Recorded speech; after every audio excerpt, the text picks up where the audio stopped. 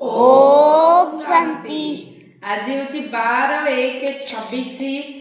अच्छा मीठा मीठा शिखिलो दे संतान मानक प्रति मात पिता बाप दादांकर मधुर स्नेह संपन्न शुभेच्छा। सुप्रभात। आत्मिक पितांकर आत्मिक संतान मानक नमस्ते। आत्मिक संतानकर आत्मिक बाप दादांको यार प्यार गुड मॉर्निंग नमस्ते नमस्ते नमस्ते। धारणा पाई मुख्य सारांश नंबर 1। मायार धोकारु रक्षा पाइबा पाई इच्छा मात्र अविद्या हेबाकु पड़िबो। एही विकारी दुनिया सहित मन लगाइबार नाही।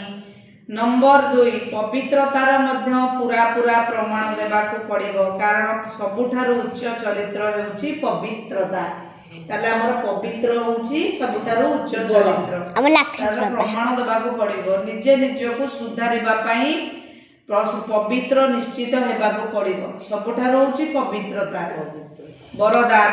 त्रिकालदर्शी स्थितिर स्थित रही सर्वदा अचल एवं साक्षी स्थिति रे स्थित रहउतबा नंबर 1 भाग्यवान भव।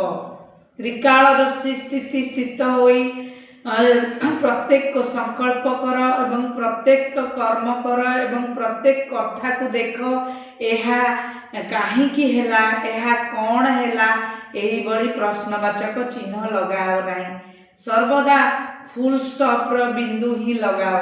नथिंग न्यू अर्थात किछि भी नुआ नुहे। प्रत्येक आत्मार पाठ को भल भाव जानी तापरे पाठ कर। स्लोगान। जदि सहनशीलतार गुण को धारण करिनेब तेबे कठोर संस्कार मध्य शीतल होई जिवो। सब बेले सहनशील हबो, एमते अधैर्य होई जिवोनी, असहनशील हबोनी। सब बेले सहिकिरि रहिले सब बेले पई कठोर जिंस भी तमर कोन होई जिवो, शीतल